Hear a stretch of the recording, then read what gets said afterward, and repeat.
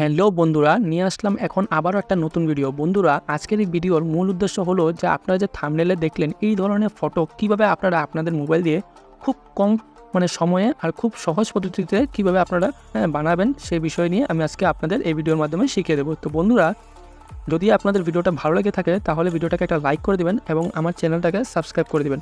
আর হ্যাঁ বন্ধুরা, যারা যারা আমার ভিডিওটা ফেসবুক থেকে দেখছেন তারা আমার পেজটাকে অবশ্যই ফলো করে দিবেন। তাহলে চলুন বন্ধুরা, সময় নষ্ট না করে ভিডিওটা শুরু করা যাক। তো বন্ধুরা, এই ধরনের ফটো এডিট করার জন্য আপনাদের মোবাইলে সর্বপ্রথম স্ন্যাপশিট অ্যাপটা ওপেন করে নিতে হবে। স্ন্যাপশিট অ্যাপটা ওপেন করার পর আপনাদের এই সামনে এই যে প্লাসের চিহ্নটা আছে এখানে ক্লিক করতে হবে। এখানে ক্লিক করার পর আপনারা এখান থেকে ওই ফটোটাকে সিলেক্ট করে নেবেন যে ফটোটা আপনারা এডিট করতে চান। তো আমি এটাকে এডিট করতে চাই, তো এটাকে সিলেক্ট করে নিলাম। এখন যেটা করতে হবে, এখন টুলসের অপশনের মধ্যে ক্লিক করতে হবে। টুলসের অপশনের মধ্যে ক্লিক করার পর এখানে যে টিউন ইমেজটা আছে এখানে টিউন ইমেজের মধ্যে ক্লিক করতে হবে। এখন এখান থেকে আপনারা আপনাদের মতো করে কালারটা অ্যাডজাস্টমেন্ট করে নেবেন। তো আমিও আমার মতো করে কালারটা অ্যাডজাস্ট করে নিচ্ছি।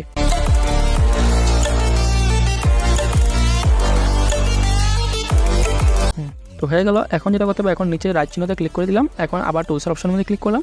টুলসের অপশনের মধ্যে ক্লিক করার পর ডিটেলসের মধ্যে ক্লিক করে স্ট্রাকচারটাকে অল্প বাড়িয়ে দিতে হবে। তো আমি লাইক এরকম 10 রেখে দিলাম।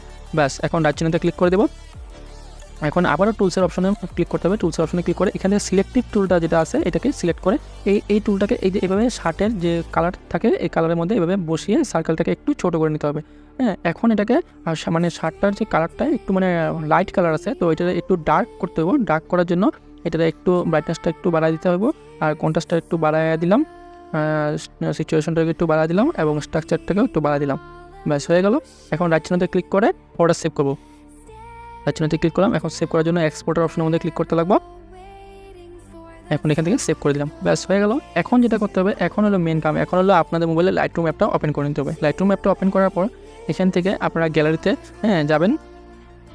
তো আমিও গ্যালারিতে যাই। গ্যালারিতে যাওয়ার পর এখন উপরে যে এখানে photos and device on device আছে এখানে মধ্যে ক্লিক করতে হবে। এখানের মধ্যে ক্লিক করে অ্যালবামের মধ্যে ক্লিক করে এখান থেকে ওই এখান থেকে আপনাদের কয়েকটা প্রিসেটের প্রয়োজন হবে, যে প্রিসেটগুলো গুগলে পাওয়া যায়। তো আমিও কয়েকটা প্রিসেট ডাউনলোড করে নিলাম। তো এখান থেকে আমি এই প্রিসেটটাকে নিয়ে নিলাম। এই প্রিসেটটাকে নিয়ে নেওয়ার পর এখন এখানে কিন্তু ভালো করে দেখার বিষয়, এখন এই যে ফটোর যে কালারটা আছে এই কালারটা নিয়ে বসাবো ওই ফটোর মধ্যে। এই কালারটা বসানোর লিগে কী করতে পারবো, এখানে 3 ডটের মধ্যে যে উপরে যে 3 ডটটা আছে 3 ডটের মধ্যে ক্লিক করে এখানে কপি সেটিংয়ের মধ্যে ক্লিক করতে পারবো। কপি সেটিংয়ের মধ্যে ক্লিক করলেই এখানে উপরে রাইট চিহ্নটা আছে এখানে মধ্যে ক্লিক করলে এই যে কালারটা কপি হয়ে গেল। এখন ব্যাক করুন, ব্যাক করে আবারও সেম জায়গায় যেতে লাগবো, অ্যালবামে গিয়ে এখন এই ফটোটা সিলেক্ট করতে লাগবো। এই ফটোটা সিলেক্ট করলাম। সিলেক্ট করার পর এখন এটার উপরে অ্যাপ্লাই করতে হবে। অ্যাপ্লাই করার জন্য উপরে 3 ডটের মধ্যে ক্লিক করতে লাগবো। আমি 3 ডটের মধ্যে ক্লিক করে নিই। হ্যাঁ, এখন এখানে নিচে যে পেস্ট সেটিং আছে এখানে ক্লিক করতে লাগবো।